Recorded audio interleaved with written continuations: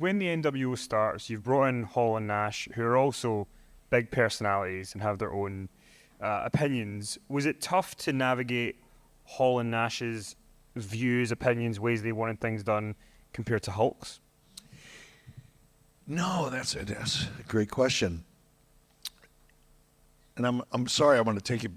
I got to give you the backstory in order for you to really understand this, or at least see it from my perspective.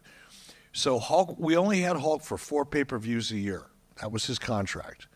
We do, January, February, and then we'd usually shoot for October and December. That's when we would use Hulk on pay-per-view, because those were the best times of year for pay-per-views. Summers sucked for pay-per-views at the time because people were out fishing and hunting and taking vacations and traveling and whatever. People weren't sitting at home watching television much during the summer. So Hulk had already done 2 pay-per-views that winter. He was scheduled to do 2 more in the fall and in the winter of that year. So there was like a 4, 5, 6 month window there where we weren't really even talking to Hulk. He wasn't part of our creative process. That's when Scott Hall came available. That's when Kevin Nash became available. And I did the deal with Scott and Kevin without even thinking about Hulk Hogan, because he wasn't going to be back till probably November anyway, or October. I'm in May at that point, April, when I first started negotiating their deals. So I didn't even think about Hulk. So I brought Scott in. We did, Scott comes down through the audience and then does his thing, and then he finds out, he teases the audience, says, next week I'm bringing my big buddy. Following week, Kevin Nash comes in. In the meantime, Hulk Hogan is off in the middle of nowhere, California, shooting a movie called Santa with Muscles. Has anybody here seen Santa with Muscles? Raise your hands. Oh, I feel so bad for you, brother. You're the only one in this room. You may be the only person in London that's seen that movie. But Hulk was off doing that movie, so there was no need for me to talk to Hulk or say, hey, Hulk, what do you think? Or, how do you feel about this? Didn't matter. There was no connection to the 2 issues. So I brought those 2 guys in, and I get a call from Hulk Hogan while he's doing his Santa with Muscles movie that guy in the back saw. And he said, hey, brother, can you come out to L.A. because I want to talk to you about the rest of my year in let's talk about what we're going to do in the fall. I said, sure, we'll do that. And I flew out. He was way outside of Los Angeles, way up in the mountains, because they were shooting this movie. It was in the summertime, but they wanted to look like wintertime, so they were way the up in the mountains where there was snow, actually, in whatever time of year it was, May or June. And it was like 2 hours outside of L.A. So I'm driving from the L.A. airport. I finally get to Hulk's trailer that night. It was late. This might have been 11:30, midnight, whatever it was. And I've been flying. I flew in from Atlanta. I was kind of like beat. So I get to Hulk's trailer, and he's waiting for me. And he's got a case of beer on ice. He's got a box of Cuban cigars. He's sitting back smoking a Cuban cigar. We have a seat. He opens me a beer, gives it to me. And eventually, after we get done making small talk, he's stroking his Fu Manchu, and he says, so, who's going to be the third man? Because Kevin Nash had already come out, and Scott Hall said, oh, we've got a third man. It was a mystery, like, who's the third guy? And at that point in time, it was going to be Sting, because I'd already talked to Sting, convinced him it was going to be a great opportunity for him. Sting was on board. That's a whole other story. I took some convincing, but Sting was in. I didn't even think about Hulk being the third guy. It would have never occurred to me, because a year earlier I tried to talk him into turning heel, and he literally escorted me out of his house. He did. I flew down there. At the time I had my own plane. I was a pilot, and I flew myself down to Florida, got a rent-a-car, went to Hulk's house. I get to his house about 1 in the afternoon or so. Go into his office. He's got a case of beer on ice. It's kind of a common theme, right? Hold on. So I get to his house, and we sit down, and I I didn't have an idea. I didn't have a plan. The only thing I had in my mind was, you should turn heel. And I pitched I'm a pretty good salesman when I want to be. And I'm pitching him, and I'm pitching him, and I'm pitching him, and Hulk's stroking his Fu Manchu. And when Hulk Hogan does this, you're because he's deciding how he's going to tell you you're He's listening. I'm pitching. I think, oh, man, this is going great. I'm going to turn Hulk Hogan heel. He's stroking his chin because he thinks it's a good idea, and he's trying to imagine how it's going to be fun. I get all done, and he said, all right, well, I got to go get my kids from school. Thanks for coming. Unless you've walked a mile in my yet red and yellow boots, you'll never understand. But, hey, you can take the beer with you. I have never been thrown out of somebody's house so elegantly in my life. And I was able to take the beer, which I did, by the way. And that was the end of that. So for that reason, Hulk didn't even occur to me as the third man. But when Hulk, saw what Scott Hall and Kevin did and saw the opportunity that it provided, to answer your question in a long-winded way, I think Hulk he didn't really care about Scott's or Kevin's personalities or their issues or their reputation. He saw the opportunity that it provided, and it was actually quite easy. He was actually pitching me. I wasn't pitching him. You and Scott Hall go in, you debut on Nitro back-to-back. We get to Bash at the Beach, and it's who's the third man going to be? When you get there, who are you told the third guy is going to be, and when do you find out it's going to be Hogan? It was going to be Hogan, and then when it was going to be Hogan, I came up with the finish that we used. That was my finish. He would come down. The only thing is, and a lot of people don't even catch this, but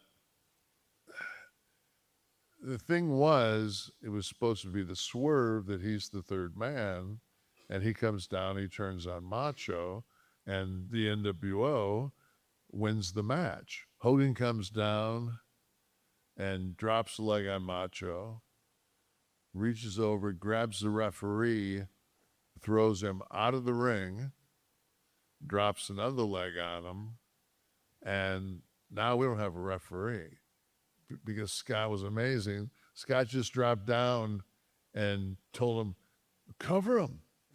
And Hogan covered him. I think Scott got to 2 and then he got off him. He didn't even get the fact, no, we're supposed to beat him. That's part of the heat, but that's all right. We're just glad you joined us at the last minute because we had no idea. We were told he was going to come down the ramp, but until he came down the ramp, we didn't know what we were going to have. So who was it going to be if he hadn't walked down the ramp? The choice was going to be Sting. I mean, I know the answer to this before I ask you, but there's a story that Mabel was an option. Yeah, we couldn't get Jesus Christ. So when you guys are Was there, Mabel even there? He wasn't even there. no, I think he'd left WWF by that point though, so he was a He free agent. wasn't there. Yeah, he wasn't even on contract. He was too to even be on contract sometimes. The NWO got so massive that then you guys did the NWO only pay-per-view, sold out. You've described it as a total show. Worst thing I've ever seen in my life. It was in Cedar Rapids, Iowa, and I don't know if you remember this, but you had a great James Bond analogy about that was good. He should have went to anywhere. Brazil, Rio de Janeiro, Hong Kong. Nah, Matt. Cedar Rapids. Eric always came across like a weatherman. He was a handsome guy. It was his idea. So he gets that tone of genius for coming up with the nWo and putting all the pieces together. And I remember when the last days of WCW and Vince was getting ready to buy WCW, and Eric was just, it's total defeat. And I looked at him, I said, one of these days, you're going to go to work for them, and you're going to see the machine that they have, and you're going to really be proud that you were even able to compete against the WWE, because you would go to the WWE production, and there were guys in the production office that slept on cots, that didn't leave, that put packages together 24/7. I mean, they had a crew like no other crew, because everybody was passionate about it. Was a wrestling company, and Turner was CNN with a bunch of bullshit. That's what what they were, and but you always think that Eric's kind of a cool guy, but he's not. He's a biker guy. His idea of this will be really great TV is we're going to have the Miss NWO contest during our pay-per-view, and they're going to be the ugliest women we can find. And I'm thinking, like, what? And this is back when there was a group of women that worked for a particular company. You'll either know the reference or you won't, but the company was called Vivid. They used to make DVDs. They had people like Savannah, Rachel Darrian, and the guys were friends with all the Vivid girls. And I'm thinking, what a perfect time to have like the top 5 Vivid girls be the NWO girls. Like the crossover is great. It's, adult film and wrestling. No, fat girls. Or fat girls. So, yeah. Our pay-per-view, and we lose every match.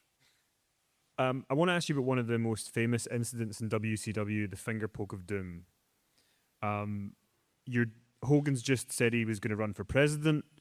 Then you end the streak of Goldberg, and now we're in the Georgia Dome for the finger poke of doom. How does it come about? And at the time, did you think it's a good angle? It's going to go somewhere? No. Thanks, everybody. Yeah. Thanks for coming. See you next week. No. Well, we talked about this yesterday. It's like so many people have this, and because Bill was one of them, conspiracy theory, that I was booking when I beat him. So I basically booked myself to end Bill Goldberg's streak. And the truth of the story is we went up to the WWE territory. And most TVs we go to Chicago, but we never went Philly, Baltimore, Meadowlands, Uniondale. So we went up there with Goldberg, and he got booed out of the building to the point where they couldn't even chant Goldberg over the PA loud enough to cover the boos. Because what had happened was he wasn't putting in time. He was the main event on the house shows, and he was basically entrance, 25 seconds, spear jackhammer, thanks for coming. And Scott and I at that time were working with the Steiners, and we were going like 30 minutes every night before that for the tag belts, just so they got a main event that was worthy of what they paid for and that way they left happy because they got to see the Goldberg experience, all 1 minute of it. So after that trip, Bischoff started to come to the conclusion, along with Hulk and a lot of other people, like this until we need to get it off him and he needs to like get a little bit more seasoned. And the thing is people, they actually think that he was 173-0, and it was like he wrestled on TV the first night against Hugh Morris, and it was like, and he was 1-0, and then like 2 weeks later he was like 31-0, and there wasn't even that many. Like, I mean, it was this bullshit number, and for some reason Bill bought into it. So that was fine with me. I didn't care. It didn't change my pay structure. So they decided that they're going to beat Goldberg. And I was a babyface at the time. And if anybody's ever seen that match, it's 50-50 as far as who's over and who's not over in Washington. And when I beat him, that place popped. And then they were kind of like, oh, I don't know if we wanted him to lose or not, but there's a streak. My question is always this.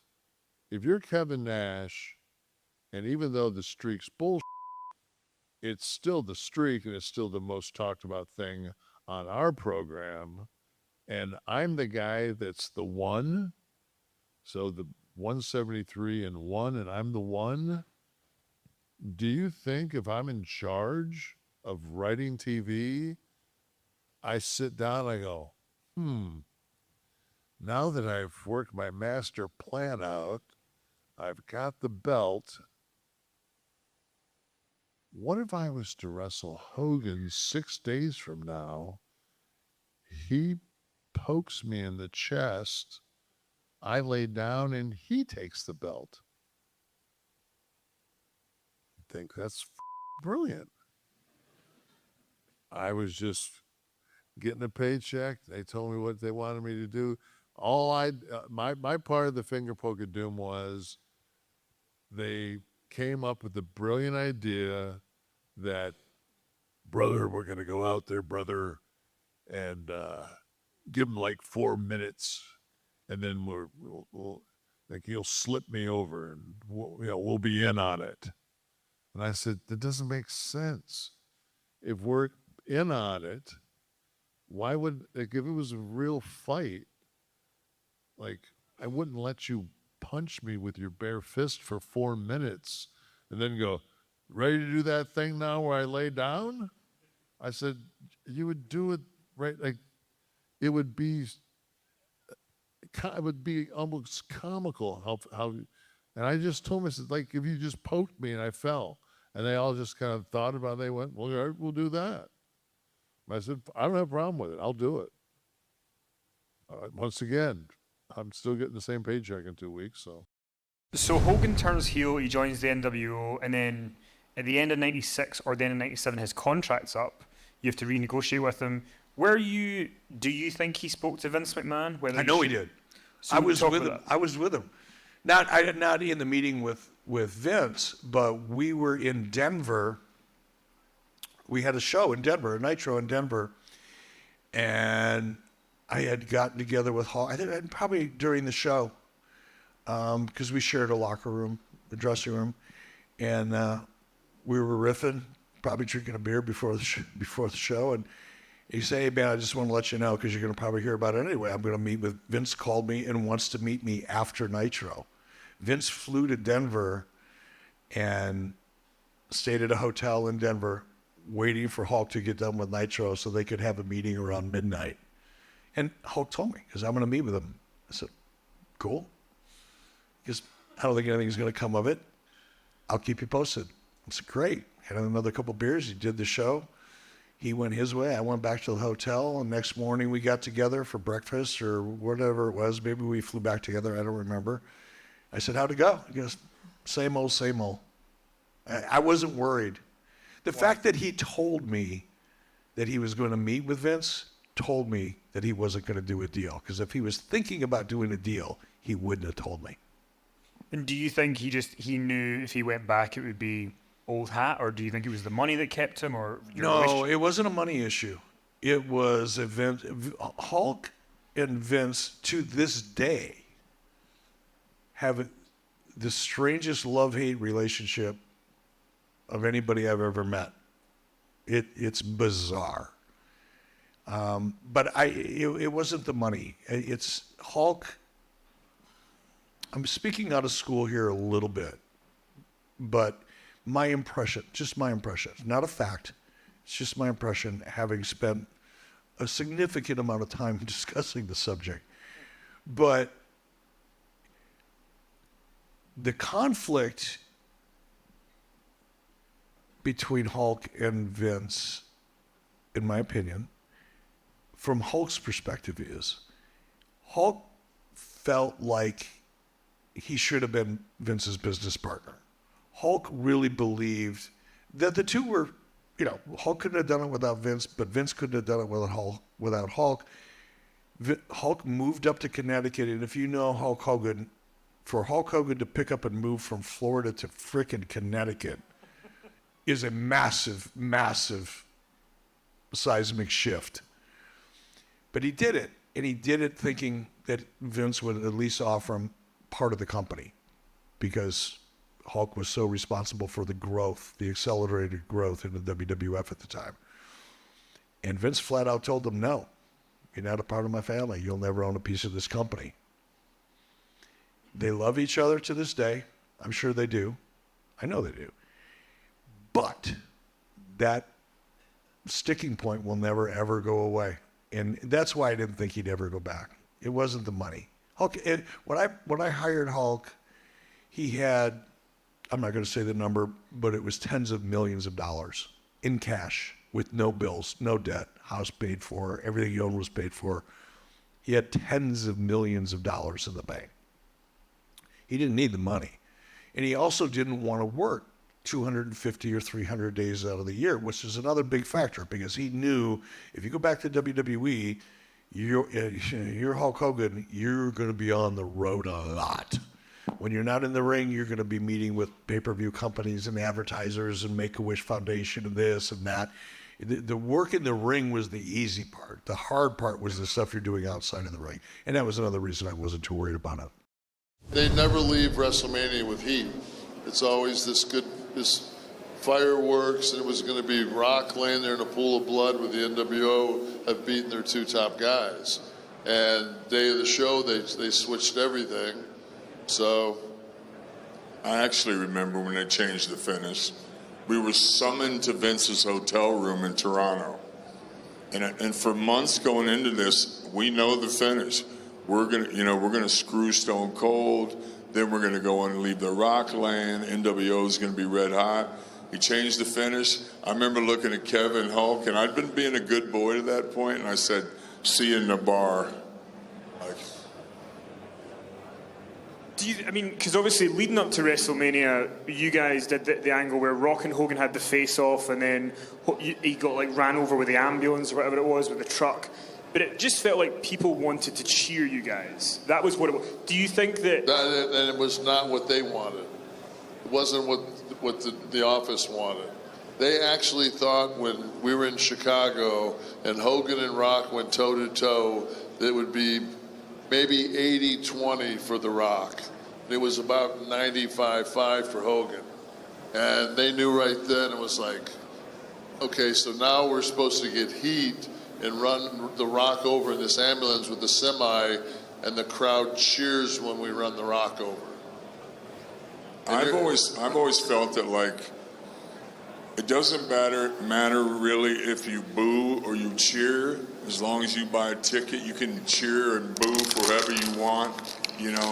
Buy whoever merch you want. As long as you put your butt in the seats, that's all I've ever really cared about. I'd rather wrestle in front of a full arena that's halfway split between cheering one guy or the other guy than a half-empty arena all cheering for the program good guy. But that's not the way they think. Don't you get smart with me. I'm just telling you. When you guys went back to WWF, when you're backstage, what was the reaction like from the other wrestlers to you guys? Was it straight up they didn't trust you? Was there a fake niceness? What was the atmosphere? No, they didn't want us there. No, it was... We came this close to putting them out of business. So we weren't popular. There's a story that's going around about you bumping into the Dudley Boys when you got back. Is that true? And would you tell that story? I don't remember it as a bumping. I remember you walking right up to him. I remember it was in L.A., and I wasn't required to do anything but come in and get like scanned for a new action figure. And, you know, I'd been around a little bit, kind of had a big name, you know, and they came up to me, like Bubba came up to me and said, hey man, I'm a big fan of yours and stuff like that. And I said, yeah, man, I said, I love what you guys do. I love your finish. Can't wait to kick out of it.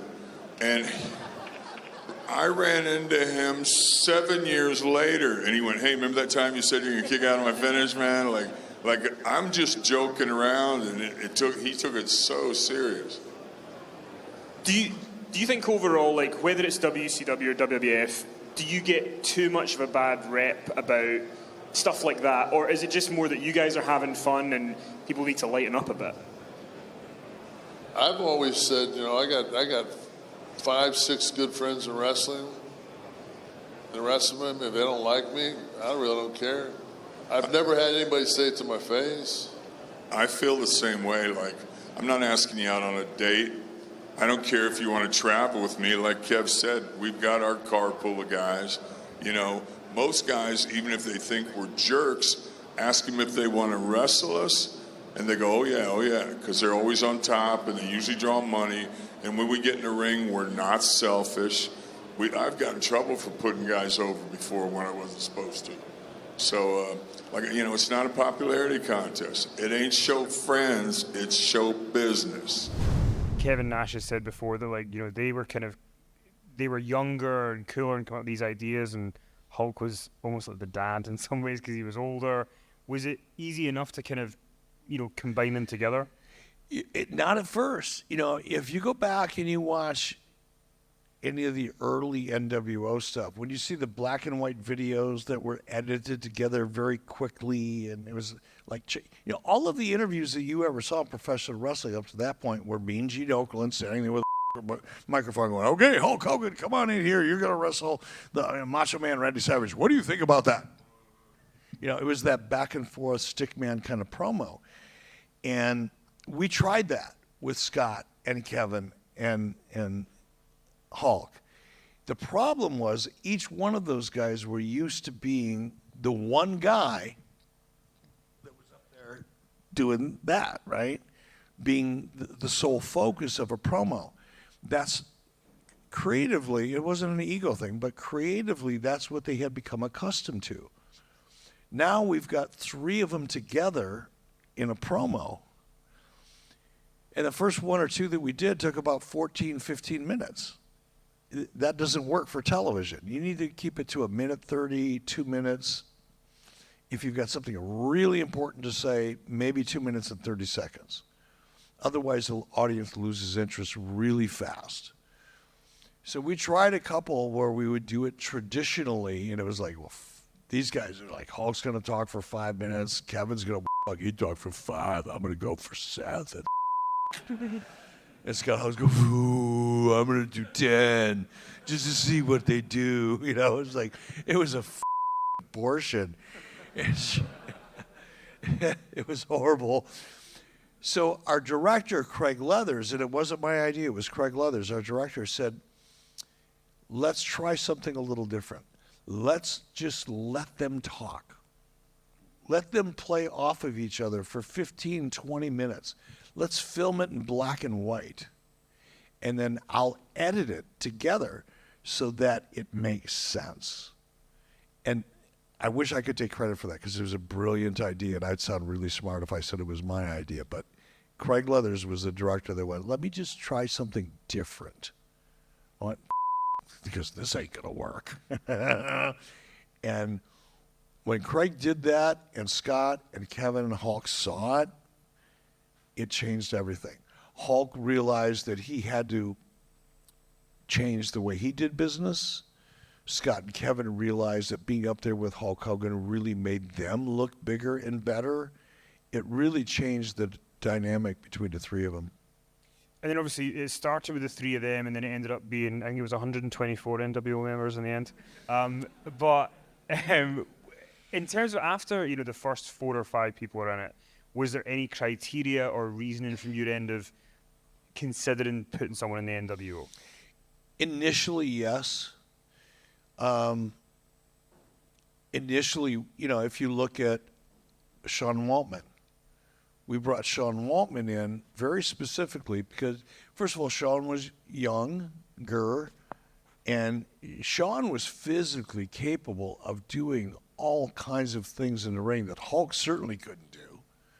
Hulk was almost 300 pounds at that point, 6'6", 6'7", almost 300 pounds, and he was pretty beat up. He's in his 40s at that point, and been wrestling 300 nights a year and had beat up his body, so he was already starting to, approach the downhill side of his physical abilities. Kevin Nash, as big as Kevin is, a guy like that isn't going to bounce around much. He's too big to bounce. Scott Hall could, but Scott Hall was a character that we wanted to protect. We didn't want somebody in the NWO that was at that level that was selling too much. Sean Waltman was a character that could come in and still had the vibe. He still had the personality. He just like he was born for the NWO, but you could bounce him around like a ping pong ball, and he could do a great job at it, and it wouldn't hurt his character. Whereas Scott Hall bouncing around like that, even though Scott was capable of it, Scott Hall selling that much would have hurt Scott Hall's character. Certainly would have killed Kevin Nash's character. It would have destroyed Hulk Hogan's character. But Sean Waltman could come in and still be that cool part of the NWO. He had that vibe, and you could bounce him around and he could sell, but it wouldn't hurt him. So that's why Sean Waltman came in. Conan was capable. Conan and I are really good friends. I just did his podcast about a week ago. But at the time, Conan was capable of having really good matches. If you go back and watch some of early Conan matches, he was awesome. But he wasn't the most inspired professional wrestler I'd ever worked with. He looked for the easy way out of a match often. He didn't sell as much. He didn't sell unless he absolutely had to or was motivated. But he had so much charisma. He had street cred. At that time, Conan, and to this day, Conan has his finger on the pulse of pop culture. And at that time, it was the hip-hop culture, it was the Latino, Mexican culture in the United States, and Conan had his finger on it long before it became a really big deal in the U.S. So bringing Conan in brought a different kind of street credibility to the NWO. So it was like casting. It's like casting a movie. And Conan fit. Then we brought in Virgil. And then it became an avalanche of people that didn't really contribute, but benefited from being a part of the NWO. And that was a mistake. You and Scott come in. Who's the third man? It ends up being Hogan. The big bash at the beach turn. But when you and Scott came in, you guys were fresh, you were new, and the Hogan act had been really stale for a while. How did you kind of mesh with Hogan those first few weeks into being the NWO, with him having his mindset and you guys having yours? Yeah, it was bad. It was Why? so bad. Well, because Scott and I were, like, the first thing was we wanted to be Hall and Nash. Because we didn't, we owned it. So you can't trademark somebody's legal name. You can only register it while they're under contract. And I guess they didn't know that. Because they'd be doing all the time. We'd be like, how much we get on that? 5%? No, that's my name. You can't use my name.